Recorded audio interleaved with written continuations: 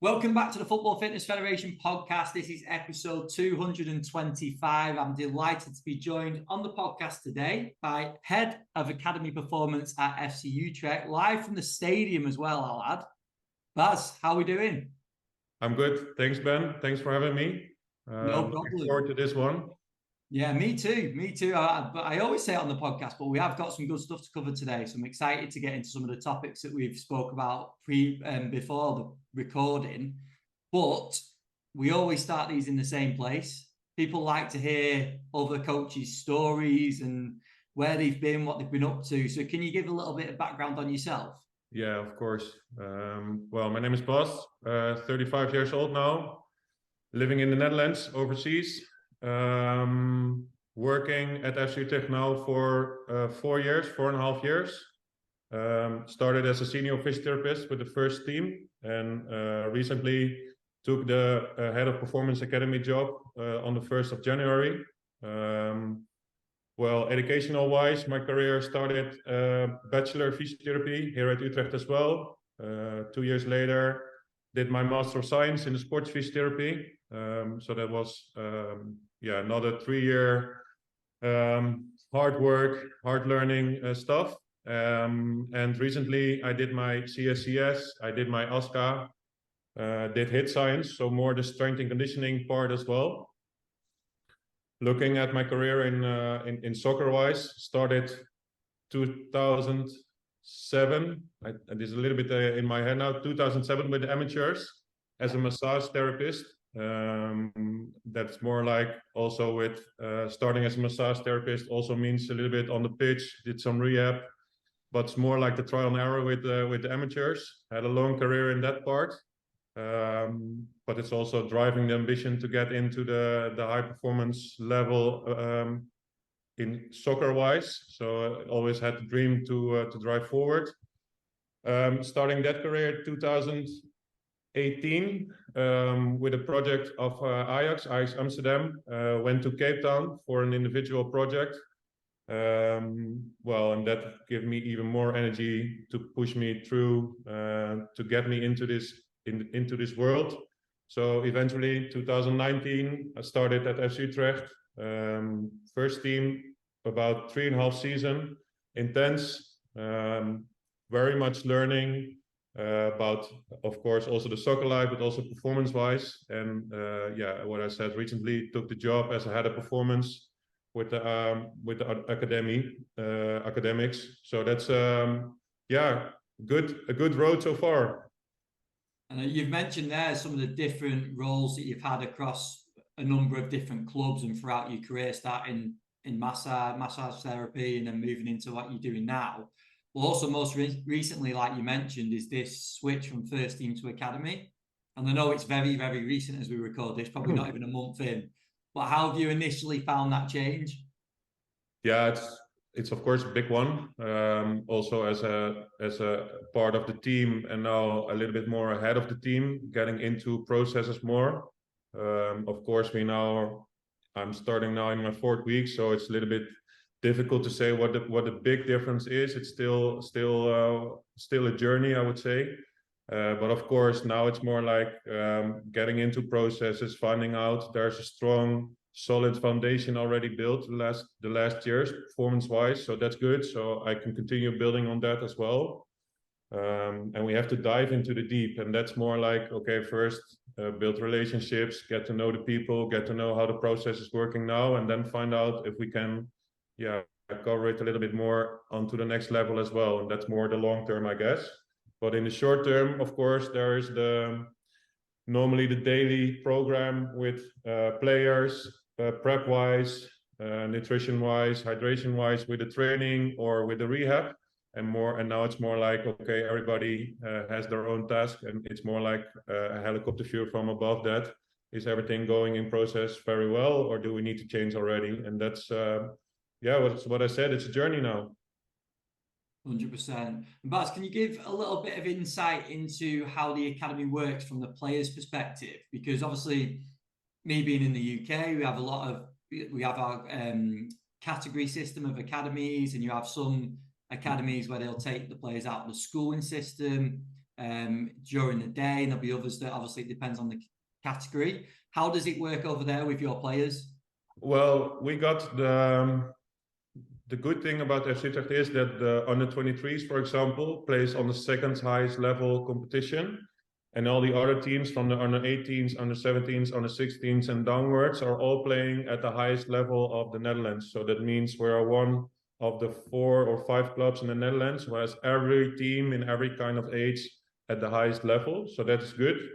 In the end, of course, FC Utrecht is also a club who needs to develop their talents to get them to the first team. Well, if looking at the competitions, we got a good road to get there, and of course, it's also one of my jobs to get them there. But looking at your question, performance-wise, there's a culture. Technical-wise, there is of course a culture which overlapping each other, but also about school and educational-wise. The under 18s and under 17s are like also long days at the club, 2 days a week, but that doesn't mean they have study. They have study on the club, and we got some person on the club who get them in the line for that as well. So it's not only about football, it's also about the holistic part as well. So also about school, also about education. If they don't have education, there's sometimes like small course they can follow, or language or something like this. So there's always something to grow on. I'm not sure, I'm not very full ahead about the categories you mentioned, but I guess that's they all play at the highest level, so they compete always every weekend. Ajax, Feyenoord, AZ. It's one big competition, and it also means that the players knows each other well. If they're heading to the first team or the under 23s, they played for like several times against each other, so they know their guys very well. And of course, in the end, as every talent has their own road to the first team or to making it in professional soccer. There can also be a line that the first talent goes a little bit faster, and then the other talent goes a little bit slow or steady. And then in the end, you hope that a lot of them are making it, of course. And then if we can't, we want to build them for the first team, of course. But in the end, it's also our goal to get everybody in professional soccer.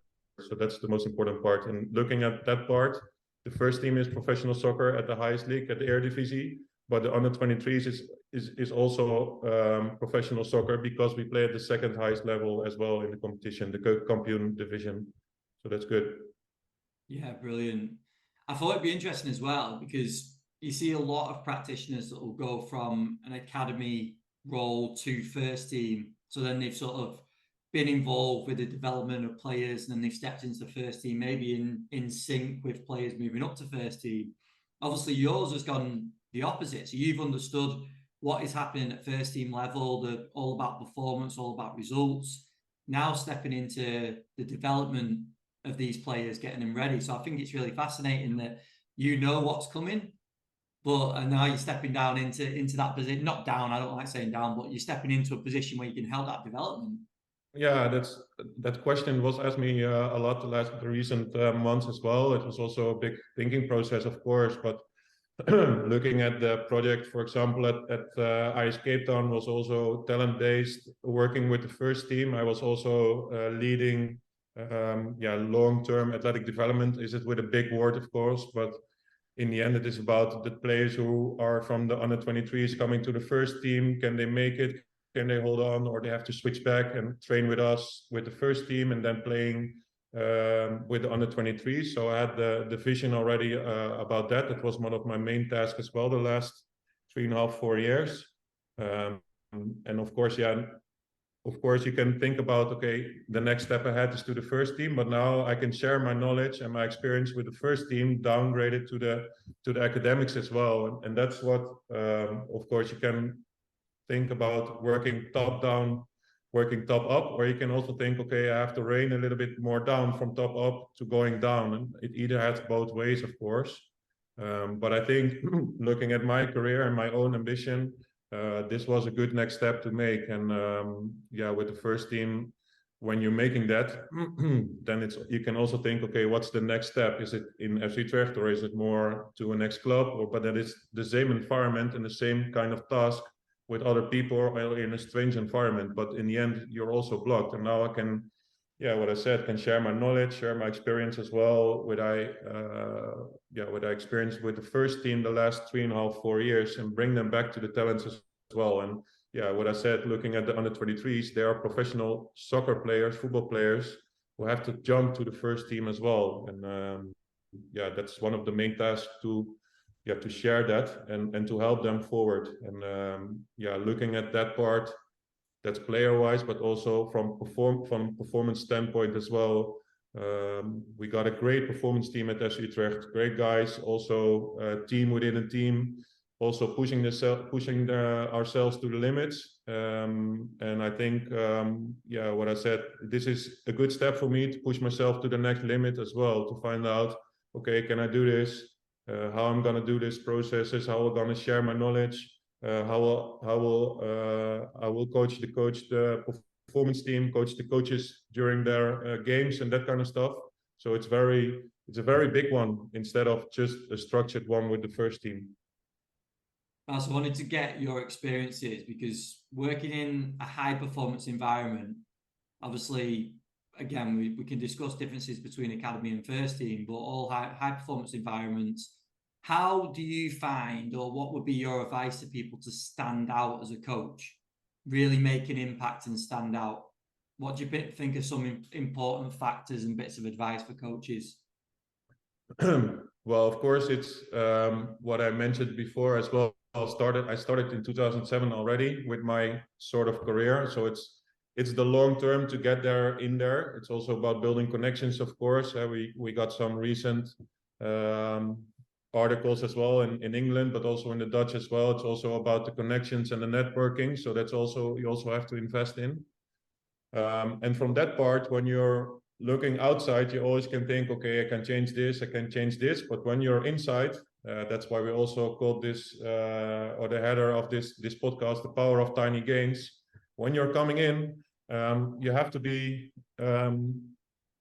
focused on small differences can make big one in the long term. And if you want to try a big one at the start already, then you also have to think about yourself, is it a good one or not? So from my side, and also the performance side of Utrecht as well, it's about the 1% every day. And the 1% every day, if you do that for like 365 days a year, then there's 300%, 365%. You leveled up. And on that side, if you do 1% on nutrition today, then you can do 1% of hydration the next day. It doesn't have to be 1% on every part of performance as well. You can choose which you want to add. And sometimes in the week, it's more about nutrition. Sometimes in the week, it's more about maybe the recovery part because of a lot of games you are playing. And that's what it is, I guess, as well, also when you're coming in. So I also thought when I was on the outside, okay, when I come inside, I have a big impact from the start. But yeah, my experience now, it's more about the long term, and also on that side as well, practice what you preach and find out that you have to be what you give to players. You also have to find, okay, how the body's responding, or how is the long term result about that as well. So that will be my advice. So don't go in for the short term, go also in for the long term as well, and find out that you're into the process, and don't make too big steps. I think all coaches fall into the trap of, right, I'm going to put this new program in place. It's going to be all singing or dancing. All players will get on board with it, and then we'll go from there. Whereas I think you're right, isn't it? With experience, it comes that if you can constantly nudge the quality and standard, then there's going to be bigger results overall. That's what you want. And of course, it's on some part it's difficult because there is the emotion of losing a game, or getting into an injury, or getting past you don't play, or that kind of stuff. But then if you can hold on to the short things, then you have success, and that success will bring you back from an injury, or bring you back from the bench into the pitch, or brings you back also. Well, if you hold on, for sure, of course, you always have to reflect if you follow still the right path as a team as well. But yeah, of course, the processors are always have results in the end if you're still holding on, and you can see that in, for example, changing trainers. There's always like, okay, changing a trainer, there's an effect, but the effect over the long term is that there was no effect. You see, like after 10 matches, there is still the same problems as well. So you always have to find, yeah, you always have to reflect, of course, but always have to think, okay, how can we change and how do we do it step by step instead of a big change and then losing the grip about the process. I suppose there's also, from a player's perspective, only so much they can take in one go. So if you're taking that approach of daily having a target of improving 1% on nutrition, 1% on hydration, 1% on recovery the next day, that's a lot more manageable, isn't it, in terms of how much they can take in on a daily basis? Yeah, I think, and that's also what I meant, because I was part of or I'm still part of the performance team, of course, as well of the FC Utrecht, but also when I was working in the performance team with the first team as a member, there was also like, we always overlapping ourselves. So if my colleague is saying about the nutrition, then I will be the next day about hydration. So it's also on that part, thinking about when you give the information, who's going to give the information. Also looking to rehab wise, if you're looking at rehab wise as well, well, you also look like personalities. Does the physio fit with the player, and can he help? Because if there's a good relationship, I heard that in the past with the podcasts from you as well. It's also about building a relationship, of course, but sometimes there's also a match about personalities which fits, and that also helps the rehab to the next level as well, or help to get the process in the right direction as well. So it can be rehab wise, but it can also be performance wise, and performance wise does help on the pitch as well to get that 1% extra on the pitch, which also have the team a bigger chance to win. Yeah, 100%. I know we've previously discussed some of the additions and changes that you've implemented into the program. Some of it is very innovative. It's holistic. So it'd be great to sort of cover some of those and how you've gone about programming them with your players.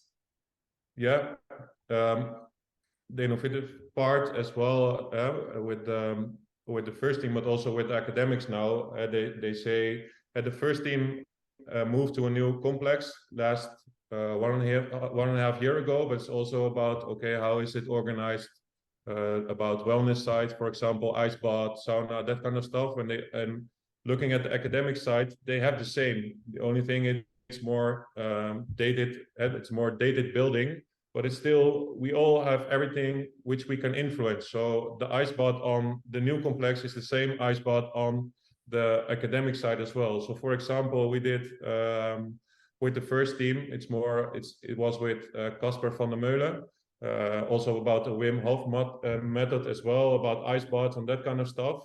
It starts with why. So we can say as a performance team, after a tough game or after a game with a lot of X cells and D cells, or playing on artificial, we are a country also with artificial part as well. How can we recover fast as well? And using ice bath, it doesn't fit everybody, but if you start or try to get into their head as well why we are doing it, and then sharing that knowledge, then they say, okay, I don't like it, but I do it because I know I can perform better. So on that part as well, we did with Casper an ice bath session with like 2/3 of the bath was like ice and the rest was water, and everybody was getting in there as well. And that also means that you can individually wise, but also team wise, go to resistance as well on that part as well. So yeah, we got everybody on board, we got everybody in, also with some breathing techniques as well, of course, but that was like an innovative part as well. So that's like the ice bath. And then of course there's also the literature as well, what I was mentioning before this, artificial X cells, D cells on strength training. And so you have to know the timing of the ice baths. Don't go in every day, but find your moments that it could be useful to recover from parts. And yeah, that's also sharing the articles, the literature into practice and find out, does it work for us? Does it work for the individual? Or do we have to find another strategy to help them into the good way? Also about another example is about breathing sessions. We implemented breathing sessions as a flow to get more relaxed after a tough week, but also sometimes to get into the vibe of the game. And yeah, that's also, yeah, I'm not sure if it's very new, but try to implement that with the team, and then find out how does it work. And it was spot on right from the moment. So that's, yeah, that was a good one. Yeah, I don't think it's necessarily something that is new to come out, is it? The importance of breathing, but I do think, like you say, implementing that with a team of players probably is, especially because when we think breathing, we think recovery, we think sort of down regulation, don't we? But there's a lot of work behind actually up-regulating and getting ready for games as well. So when do those sessions fit in the week? Is that getting ready for a weekend fixture? Well, yeah, that was what we were saying as well. It's also about the timing of when you do it. So, like for example, getting into the flow of the game. That means match day -1 before going on the pitch. We'll get them into that sort of breathing sessions. On the other end, when there is a big schedule with a lot of games, you can also try to implement that match day +1 to get the mind a little bit down, to recover well, and to respond to the high loads, physically wise, but also mentally wise of the games as well, because that's difficult. And then sharing, because that was also what we are heading to, like that knowledge from the first team has to go down now to the academics as well, to prepare them as well, so they can jump on to the first team and know what's happening on that side as well. So for example, the ice bath, but also the breathing part, the breathing sessions as well. That doesn't mean that we have to go with the under 12s, but with the under 23s or the under 18s, it could be, or could be that we try and find out if it's hitting the spot on that age as well, or do we have to step back? Because of course, as a under 18 or under 23, you have sometimes also something you look up to, but sometimes you don't. Yeah, you don't have the knowledge and you just do and undergo it. But it starts again with the why. Yeah, 100%. But it's always that bit of an easier sell, isn't it? When a first team's doing something, whatever it is in their program, and you try and implement it at a younger age, you've got the reference to first team, haven't you, that they're doing it? Yeah, of course, and that's that's what I experienced the last 4 weeks as well. And on that side, of course, I can use that at the moment right now. It's spot on, okay, because I got a lot of questions. How do they do it with the first team, and how is this and how is that? But on that side as well, it's about the process. So don't give all the information, but try to implement it and try that 1% impact again every day, because that's more useful than share all my knowledge already in the first couple of weeks. And well, again, starting with the under 23s, going down under 18s, but also starting already with the trainer or with the coaches of the teams to introduce already a little bit about the food or about the hydration after the games, to help them with that, for example. And then afterwards, I can show them, okay, which products or that kind of part. And as looking at head of performance now, it's more like, I would say I'm more generalist than a specialist. We got nutrition specialist with us. She's the specialist, she's working on it, and I can help to develop that into the club and building a more culture on that specific part, but also like other performance part as well. So do you think that's changed from taking this step from first team to academy? Do you feel like it's more of a generalist role in the academy and more specialist at first team, or is it just different responsibilities? No, at the first team, what I was with the first team, the performance team was overlapping each other as well. So, for example, our head of sports science, if he is doing a warm up, I can do a warm-up as well, so we can change stuff. It has to be on a good level. It can be like a party on the pitch, of course, but we are helping each other out. On the other end, he can do sometimes rehab sessions in the gym with individual players. If we are too busy to get the people ready for the next game, for example, and it's yeah, nutrition-wise, training-wise, sleep-wise, recovery-wise. So we got some pillars to spot on, and everybody knows something about these pillars, and the specialist of that pillar also sharing that knowledge downwards. So it's not like, okay, this is my part. I don't want everybody involved. Just this is my part, but we're sharing everything within the team. And that's good because, for example, for me, looking, I would say I was more generalist. Sleep-wise, yeah, we got all the data inside, but then what do we do with this data? So I jumped into the sleep performance pillar, read a lot of articles, reading books and that kind of stuff to try. I'm not the sleep specialist now, but within the club, I can help them with short-term advices or changes, or connect them with specialists to help them to get better sleep. And in the end, sleep is one of the biggest recovery tools we have, and we can follow that with the data by the wellness questionnaires every day.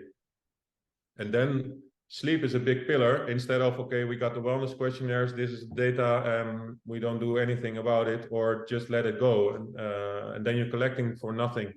And that's with every part of the pillars we have, like recovery, sleep, training wise. It's also about the GPS, but also about the RPEs, but also like talking about training wise. So it's also about the player itself, that you, when he's sitting on a bike doing his prep or warm up, that you go for a talk. How do you experience the last 4 weeks? Is it the same what he's saying about the numbers he's giving into it? And yeah, that's why we developing as well. And that's also what has to be go down with the academics as well. And there is what I said. There is already a strong foundation built. So that's also my yeah, I would say lucky, but it's great that I can continue building instead of it's a mess and try to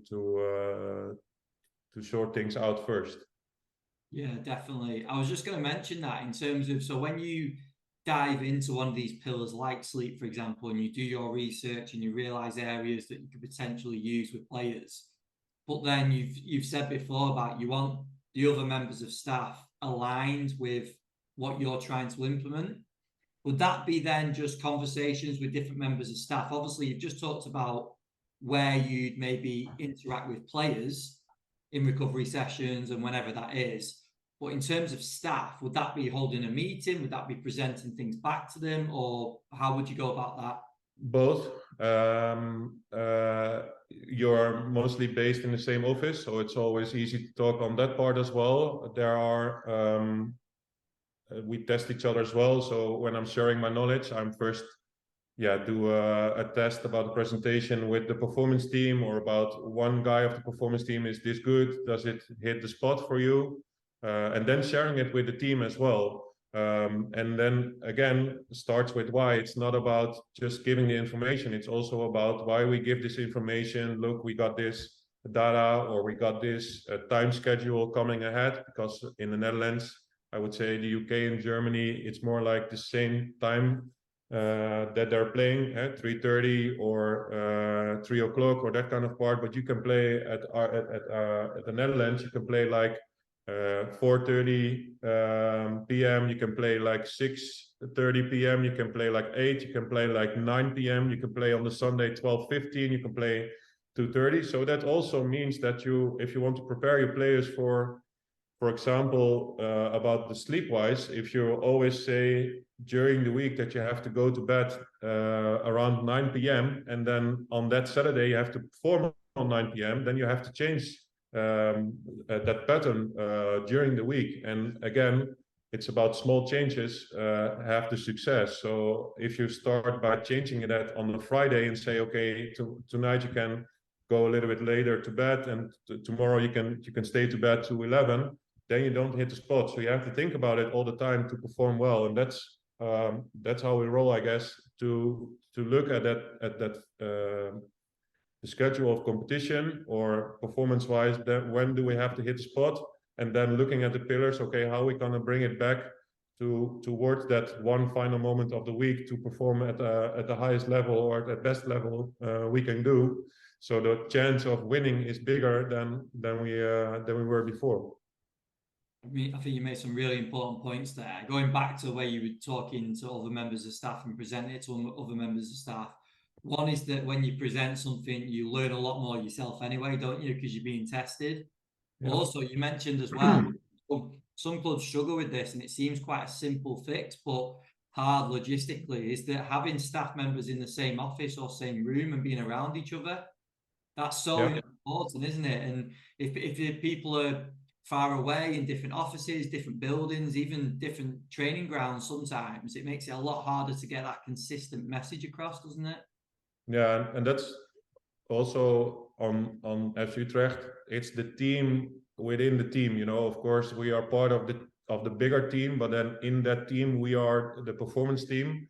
But we want the same as the technical or as the players. We want to win as well. So and on our division, it's our job to get to prepare them or to warn the trainers or to warn the technical part about, okay, he's not sleeping well the last couple of nights. So and normally he has 8 hours. The last couple of nights were like 5 or 6 hours. So the risk, we know in the literature again, we know about 3 bad nights can be a risk of injury plus that percentage.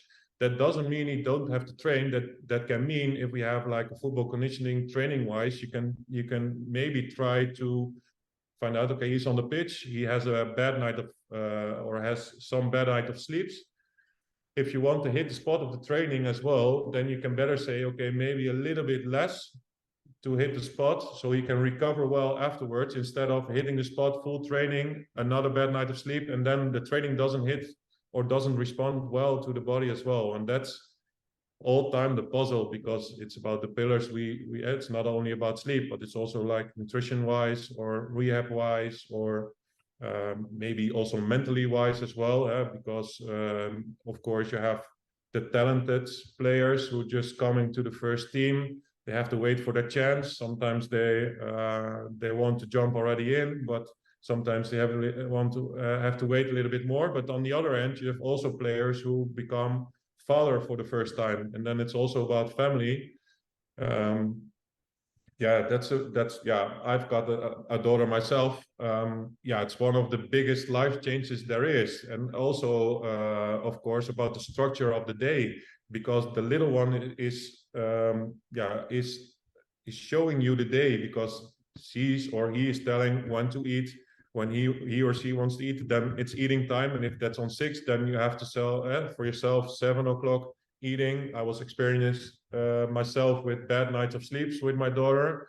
That doesn't mean that it's my daughter's problem. I also have to adapt to it as well. So, for example, for myself, and that's what we also say, practice what you preach. Don't blame the daughter or blame others. Find out for yourself, what can I do to influence that part? So I went to bed instead of 10 p.m., 9 p.m. So I get 1 hour more.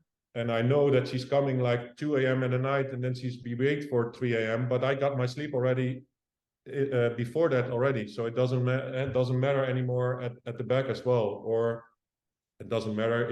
It's okay. Any parents will relate to that, Barson, and I feel your pain as well as trying to.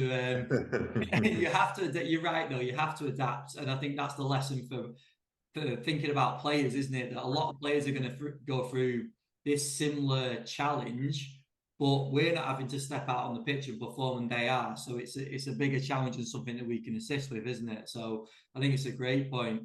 I think that's the holistic part of you for us as well. You know, it's not only about performing on the pitch, it's also about the person itself. You know, you need to know your player.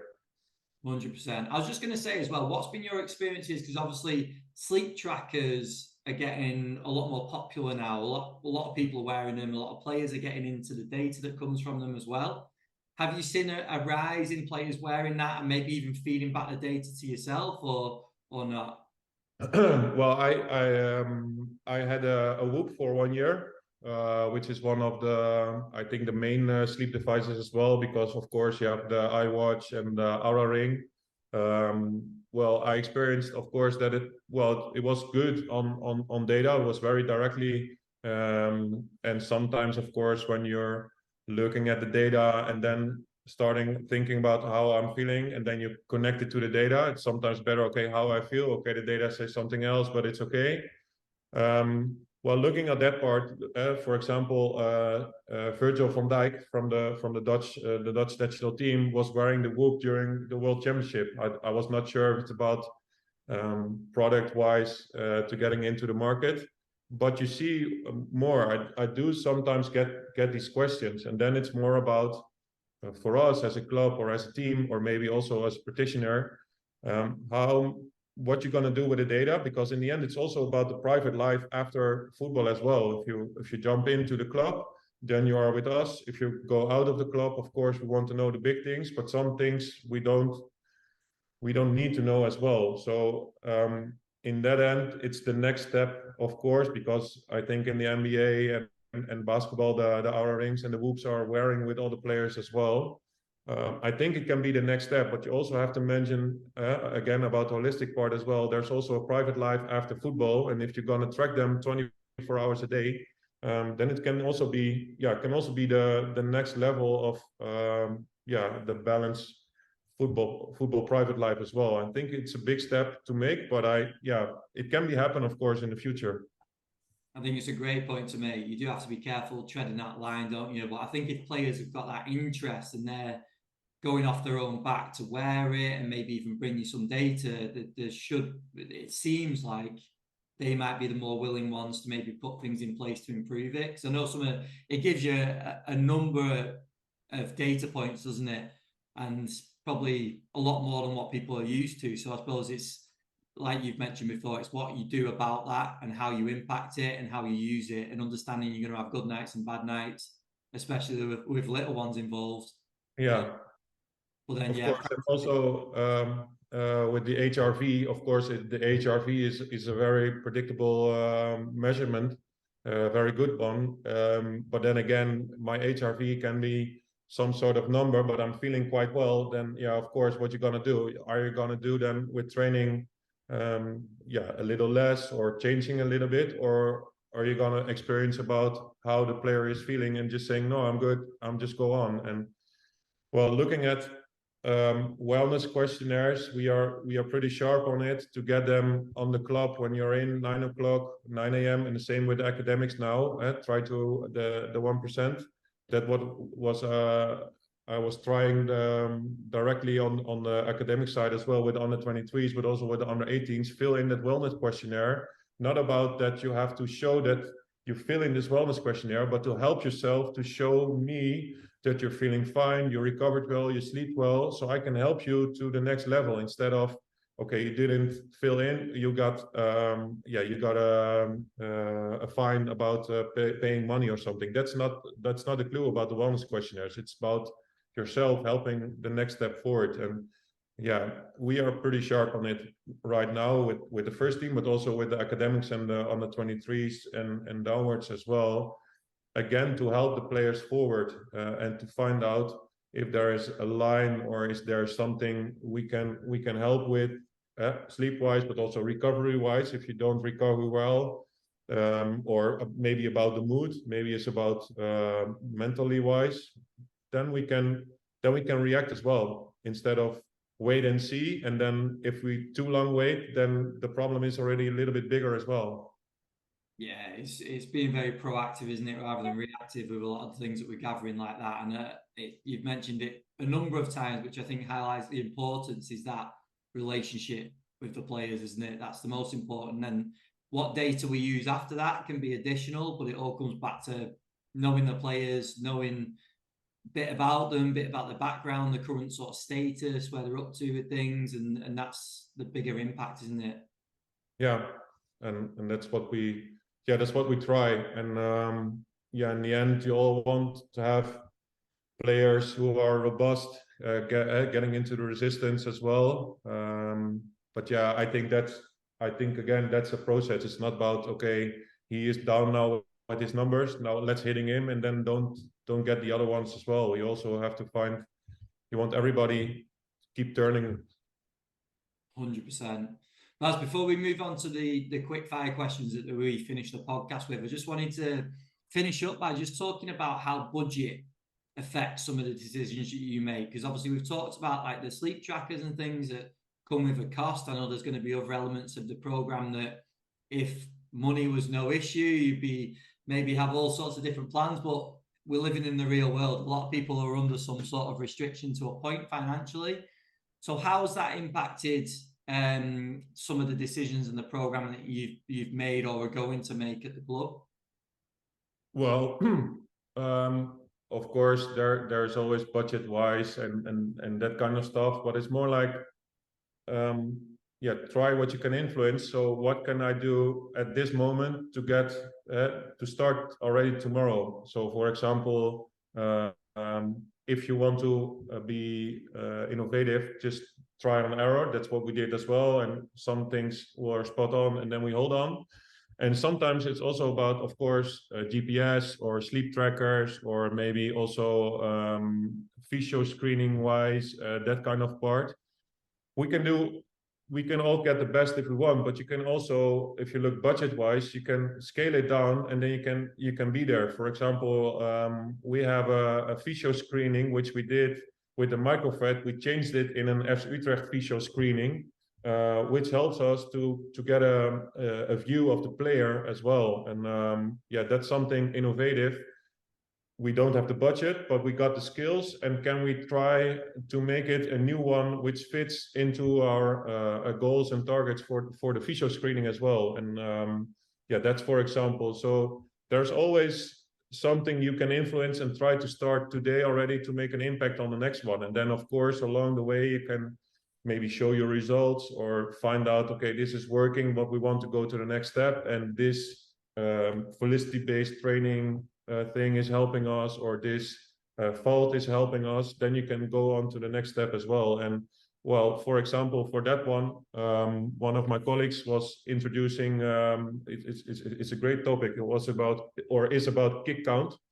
So we measure in rehab GPS load, most of it only GPS load. So how many high intensity runs, how many meters, or that kind of stuff. But it also, if you're looking at hip part or growing part, it's also about kicking balls in the short terms, kicking balls in the mid long term, or kicking balls in the long term as well. So it's a great topic. I'm not giving too much. You have to go with him, with Philip Nassens, one of my colleagues, and he is now starting a pilot as well with a product to measure that, because now we measure just with a paper and a pen. Okay, this was a long one, this was a short one, this was a long one, but now we can measure it with data as well. And the next part is like showing that data and showing our skills with the kick count, and showing the world which already is happening. And then you can find out, okay, which product fits, or when we can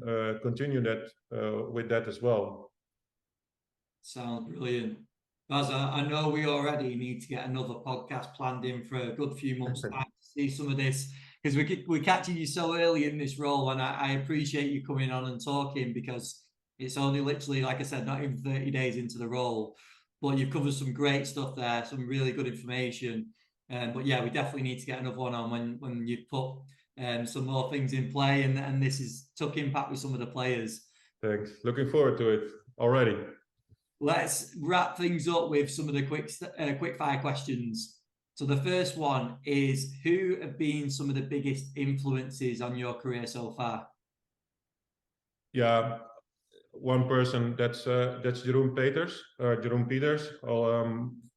My boss at the moment as well, but also not that he's my boss, but he's also like an inspirational guy, knowledge wise, coaching wise, sharing his experience, also develop the team within the team, sharp on every short little things, but not only about performance wise, but also holistic wise.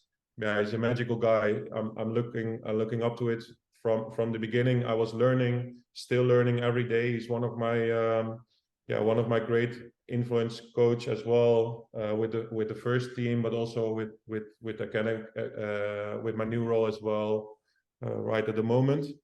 And he got so much experience as well already. It was also with the Premier League, but the most of it is like he's sharing it and he's building instead of holding it to each other and just go for his own. And that's great. Very great guy. Brilliant. What would you say your biggest strength is as a practitioner? Yeah, I would say, of course, we talk about relationships as well, but I'm very action focused. So I would say like, okay, there's an injury, but what can we do around this injury? For example, you couldn't walk, but we can. What can we train then? Or okay, there's an injury.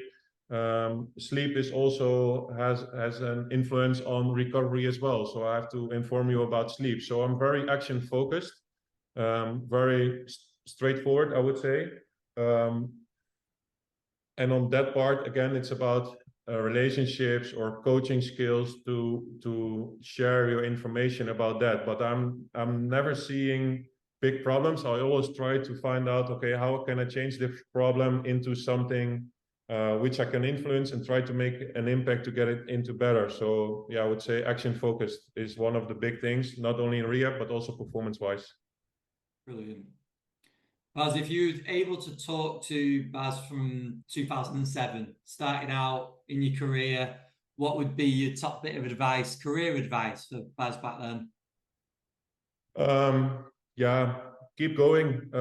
Of course, looking at 2007, 2018, it's about 11 years waiting for that final moment. And also looking career-wise, normally you can also say what you were imagining, starting at the academics, on the 23s, jump into the first team. I started at the first team, going now back, and it's also something special to start already directly on the first team. That also means a lot of trust on this side as well. But again, it's about keep going forward. Always learn. Try to go, and there always some part in life that that there is a little bit, okay, do I still want it or do I change? But then you have to reflect, and if you still want it, just continue working and build your network. And on that part, when I was jumping in, I tried to make a big impact from the beginning, go hard, but then again, okay, step a little bit back, try to get the right people on the bus for your own boss to learn, to reflect, to get the information on the right spot as well. So working towards it, go hard, build your network, and when you're in it, don't sit back, but also take some time to reflect, because in the world, and I was experiencing that as well for myself and still experiencing that, in 4 years feels like one day, because it goes so hard. It's so it's a roller coaster ride. Make sure everyone listening writes those points down, because they are crucial. Yeah. Really, and that roller coaster ride you have to enjoy, because otherwise, if you don't enjoy it, then you step out and then you fully burn out, and then then it's the question if you're coming back. 100%. Baz, just finally, what's your approach to CPD? I know you mentioned you've got some good people around you that you learn from, but how do you continually develop as a practitioner or a coach? Well, of course, it's always a mixture, I guess. So I have my coaches within the club, with for your own example, but I also got my coaches outside of the club.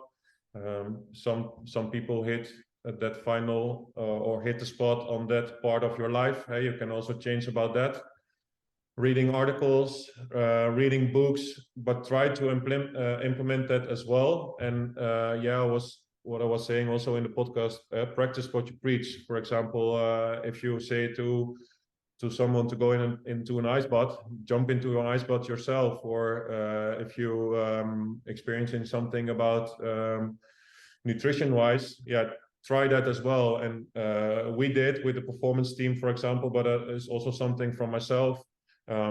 We always train for ourselves as well. So it's about running a MUST test, so a maximal aerobic speed test.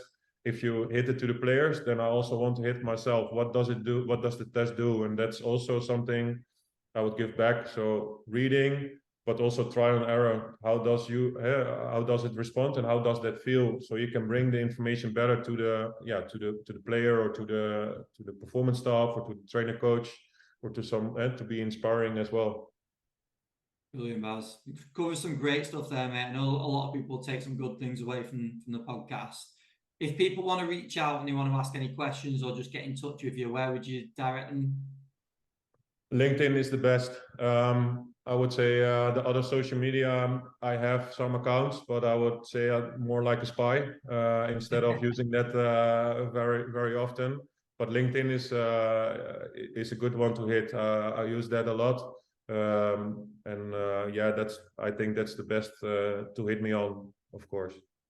And Brilliant. always open to share knowledge and to share experience as well. So I'm open up to it. Brilliant. I really appreciate you coming on, Baz. It's been great to chat. And we'll stay in touch and definitely get that next one booked in as well.